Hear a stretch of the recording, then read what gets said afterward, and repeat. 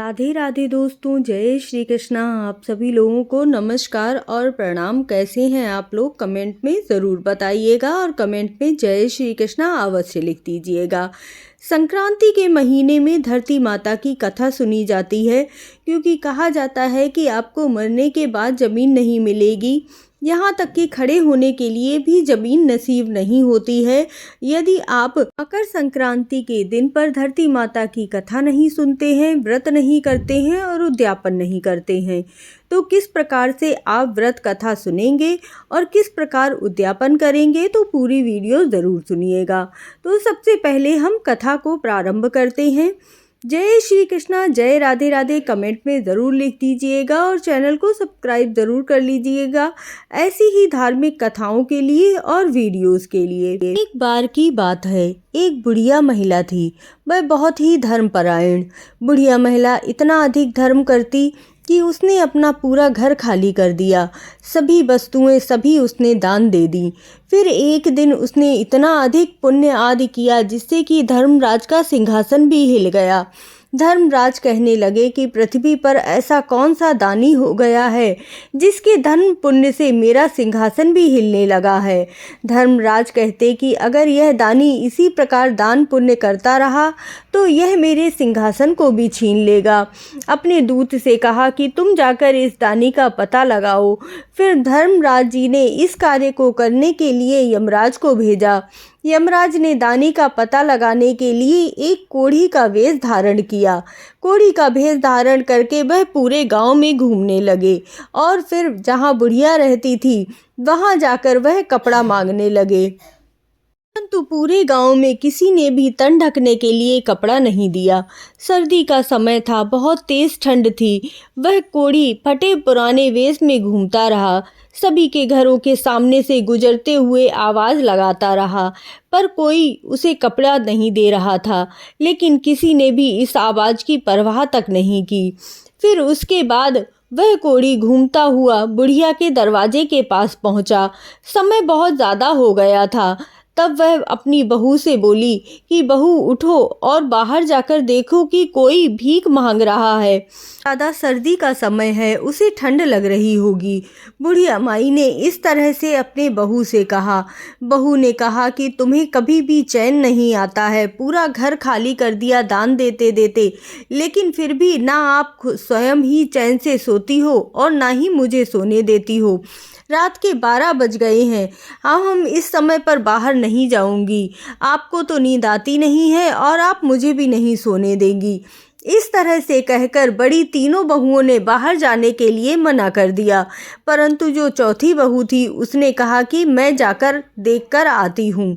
वह बहू बाहर आकर देखती है कि बाहर एक कोढ़ी बैठा हुआ है। कोढ़ी व्यक्ति से पूछती है कि तुम्हें क्या चाहिए। तब वह यमराज बने हुए कोढ़ी कहते हैं कि मुझे सर्दी लग रही है, आप ओढ़ने के लिए मुझे कोई वस्त्र दे दो। बहू घर के अंदर जाकर अपनी पूरी बात सास को बताती है। बहू की सारी बात सुनकर बुढ़िया माई कहती हैं कि बहू तेरे पिताजी के ऊपर जो कंबल है वह कंबल ले जाकर उस कोढ़ी को दे दो। यह सुनकर वह बहू कहने लगी कि नहीं माँ, अगर ऐसा किया तो पिताजी ठंड से मर जाएंगे। बुढ़िया माई फिर से बहू से कहने लगी कि मेरे ऊपर जो गुदड़ी है यह तेरे पिताजी पर डाल दे और उनका कंबल उतारकर उस ज़रूरतमंद भिखारी को दे दे। हम तो फिर घर के भीतर हैं, दरवाजे बंद करके बैठे हैं, उसके पास तो कुछ भी नहीं है। इस एक कंबल को ओढ़ने से उसकी सर्दी से कुछ तो बचाव होगा। वह बहू अपने सास की बात मानते हुए कंबल लेकर चली गई। बाहर द्वार पर बैठे उस भिखारी कोढ़ी को दे दिया। वह भिखारी उस कंबल को लेकर उस द्वार से उठकर वहां से चला गया।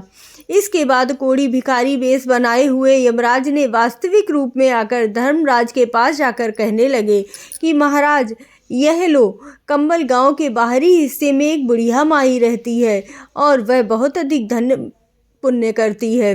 के पास ओढ़ने के लिए यह एकमात्र ही कंबल था, वह भी उसने मुझे दे दिया है। उसने नई और पुरानी सभी चीज़ें दान कर दी हैं, उसके पास कुछ भी शेष नहीं है। धर्मराज जी कहने लगे अब ये बुढ़िया माई अवश्य ही मेरा सिंहासन लेगी। और फिर धर्मराज जी दूत से बोले तुम जाओ और बुढ़िया माई को यहाँ लेकर आओ। अब वह दूत धर्मराज जी की आज्ञा का पालन करते हुए उस बुढ़िया माई को लेने के लिए धरती पर आए। उसे साथ लेकर चले गए। बुढ़िया माई ने वहां पहुंचकर जैसे ही पहला कदम उठाया रखने के लिए तो नीचे पानी था, उसे पैर रखने के लिए धरती नहीं मिली। यह सब देख बुढ़िया माई अचंभित हो गई और जहाँ बुढ़िया माई खड़ी थी वहीं रह गई और मन में विचार करने लगी कि भगवान से कहने लगी, हे भगवान, यह क्या है, अब मेरा क्या होगा। और फिर बुढ़िया माई कहने लगी कि महाराज, मेरे पैरों के नीचे धरती नहीं है, मुझे धरती चाहिए, मुझे धरती दो आप। तब भगवान बोले कि धरती तो बुढ़िया माई तूने मोल नहीं ली, मैं तुझे धरती कहाँ से ला कर दूँ। यह बात सुनकर बुढ़िया माई गुस्से के स्वर में कहने लगी कि जब मुझे खड़ी रहने के लिए और चलने के लिए धरती ही नहीं मिलेगी तो मुझे आप यहाँ पर क्यों लेकर आए हैं। तब धर्मराज जी कहने लगे कि धरती तो जो मोल लेता है उसे ही यहाँ धरती मिलती है। फिर बुढ़िया माई विनय भाव से कहने लगी, महाराज, मैं यह सब नहीं जानती, धरती मोल किस प्रकार लेते हैं मुझे यह सब बताइए। आप बिना धरती के मैं यहाँ कैसे रहूँगी, यहाँ स्वर्ग लोक में मेरा क्या काम। मुझे अब धरती मोल लेने की सारी विधि बताइए और मृत्यु लोक में वापस भेज दीजिए। मैं धरती मोल लेकर ही आपके दूतों के साथ वापस आ जाऊँगी। यदि मेरे बेटे बहू ने मेरी काया को जला दिया तो फिर कोई मेरा धरती का मोल कौन लेगा और कौन धरती माँ की कहानी सुनेगा। फिर मैं तो धरती मोल नहीं ले सकूंगी और ना ही स्वर्ग का आनंद उठा पाऊंगी। धर्मराज जी बुढ़िया माँ के धर्म पुण्य को मन में विचार करते हुए बुढ़िया माई से बोले, बुढ़िया माई, ठीक है, तू जा। और फिर यह कहकर धर्मराज ने अपने दूतों को बुढ़िया माई के साथ धरती पर भेज दिया। उधर बुढ़िया माई रात में ही मर गई थी। जब सुबह हुई तो बेटे और बहू उसके अंतिम संस्कार के लिए तैयार हुए। चारों बेटे उनकी अर्थी को लेकर चलने लगे। अर्थी अभी आधे रास्ते ही पहुंची थी कि बुढ़िया माई ने कहा कि तुम मेरी अर्थी कहाँ लेकर जा रहे हो। बड़े बेटे ने समझा कि यह कैसे जिंदा हो सकती हैं, ये भूतनी कैसे बन गई। तब बुढ़िया माई कहने लगी, नहीं बेटा, मैं तो तेरी माँ ही हूँ, 7 दिन के लिए यहाँ आई हूँ, 8वें दिन यहाँ से वापस चली जाऊंगी। मुझे धर्मराज ने यहाँ धर्म पुण्य करने के लिए भेजा है, लेकिन धरती माता की मैंने कभी कहानी नहीं सुनी, कभी मैंने धरती मोल नहीं ली, इसीलिए मुझे यहाँ धरती नहीं मिली। जहाँ भी मैं पैर रखती हूँ वहाँ पानी पानी हो जाता है। मेरे बहुत विनती करने के बाद धर्मराज जी ने मुझे 7 दिन के लिए धरती पर भेजा है।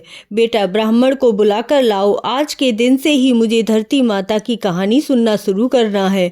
7 दिन कहानी सुनकर उद्यापन करके 8वें दिन मैं वापस वहीं चली जाऊंगी और फिर दोबारा लौटकर कभी नहीं आऊंगी। बुढ़िया माई के बेटे सब सुनकर बहुत ही आश्चर्यचकित हुए।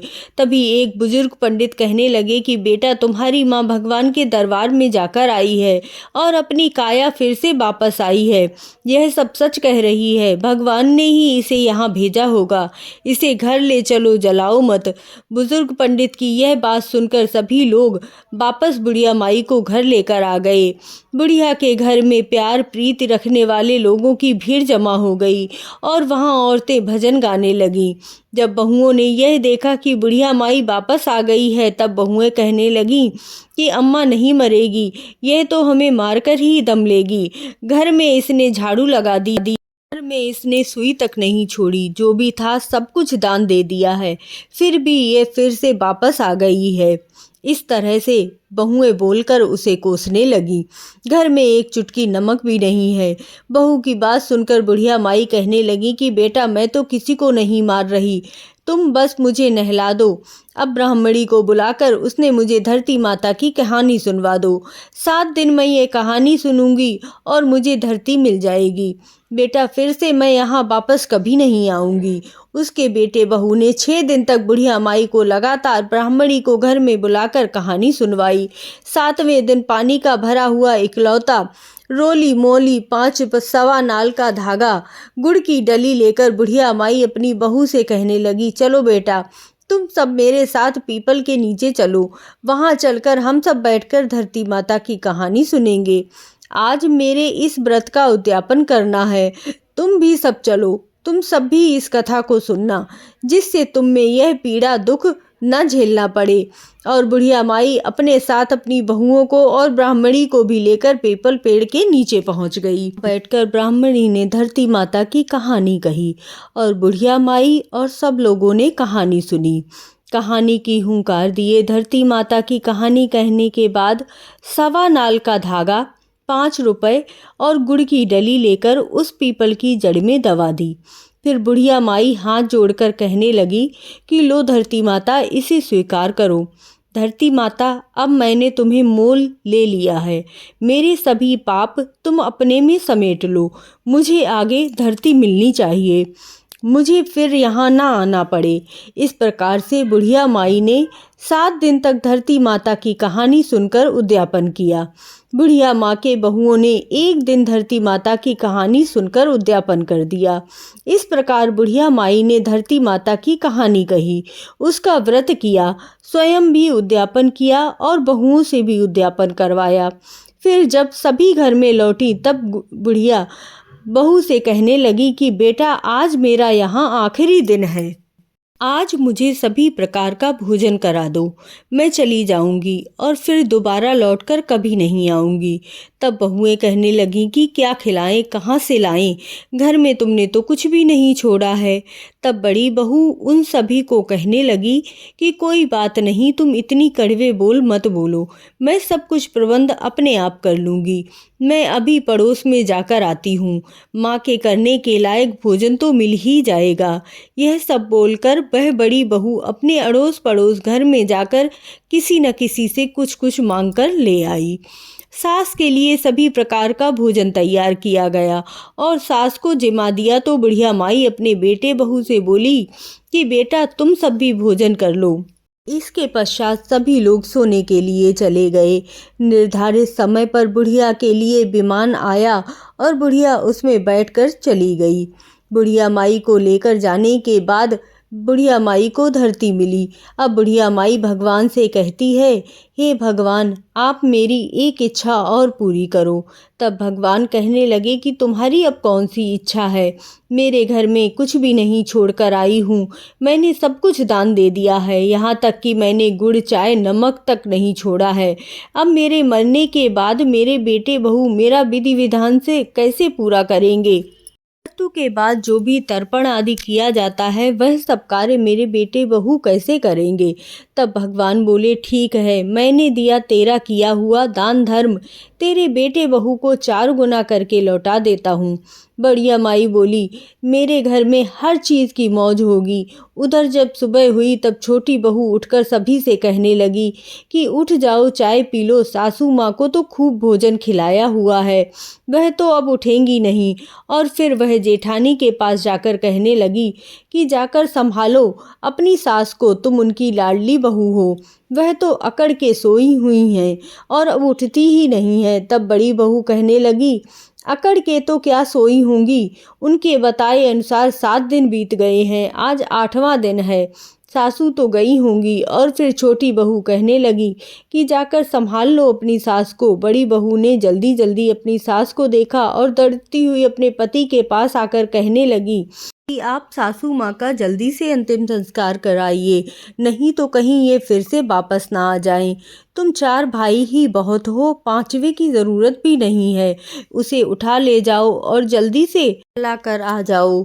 सभी भाइयों ने वही कार्य किया और शमशान की ओर लेकर चल दिए। तभी रास्ते में पीपल के नीचे बैठी कुछ औरतें जो कहानी सुन रही थीं, बुढ़िया माई के बेटे को इस भांति जाते हुए देखकर समझ गईं और एक दूसरे से कहने लगीं कि बैसाख का पावन महीना है, बुढ़िया माई तो मर गई और बहुओं ने भजन तक भी नहीं गवाए।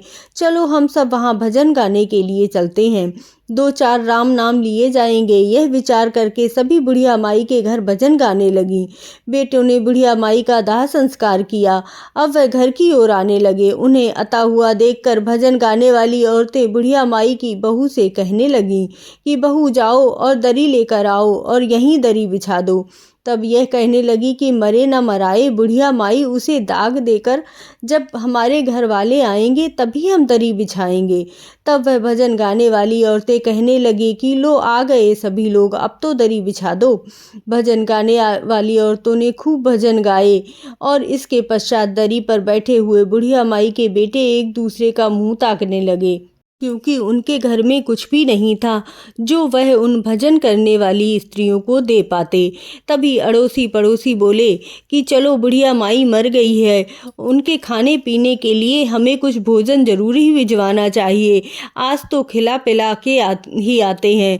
तब उनमें से एक आदमी बोला ठीक है, आज मैं जाता हूँ, उनके घर में चाय देकर आता हूँ और उनका हाल चाल पूछ कर आता हूँ। उस पड़ोसी ने अपनी घरवाली से चाय बनवाई और चाय को लेकर बुढ़िया माई के घर की ओर चल पड़ा। बुढ़िया माई की बड़ी बहू चिंतामग्न होकर अपने घर के अंदर की तरफ गई तो उसने देखा कि बुढ़िया माई के संदूक में नोटों की गड्डियां पड़ी हुई हैं, आटे के बोरे रखे हुए हैं, गुड़ खाड़ के नमक मिर्च मसाले और सब्जियों से रसोई भरी पड़ी हुई है। यह देखकर वह बहुत ही खुश हुई और सोचने लगी कि बेटे पोते के लिए जो दान धर्म किया वह सब वापस आ गया है। वह खुशी से अपने पति के पास जाकर बोली कि माँ को दाग देकर आए हो, किसी के घर कैसे जाएं, किसी से क्या मांगें, थोड़ी देर तो शांति रखो। तब वह बहू बोली कि आप एक बार अंदर तो आइए, बाहर कहीं भी जाने की ज़रूरत ही नहीं है, माँ तो हमारे लिए इतना ज़्यादा धन देकर गई है। बड़ी बहू ने अपनी देवरानियों के कहने लगी कि उठो और चूल्हे पर चाय चढ़ाओ, चावल चढ़ाओ और रोटी बनाओ, और जिस प्रकार माँ खूब दान और पुण्य करती थी उसी प्रकार से खूब दान पुण्य करो और बुढ़िया माई का अंतिम संस्कार करो। हे धरती माता, जैसे आपने बुढ़िया माई का अगला और पिछड़ा सब कुछ सुधार दिया वैसे ही सबका सुधारना। जैसे बुढ़िया माई को धरती मिली वैसे ही सबको धरती मिले। जय धरती माता की जय। श्री कृष्णा, जय राधे राधे। इस कथा को जन्माष्टमी के दिन सुनना चाहिए और जिस तरह से बुढ़िया माई ने उद्यापन किया है उस तरह से उद्यापन करना चाहिए। जय श्री कृष्णा। पूरी वीडियो देखने के लिए धन्यवाद।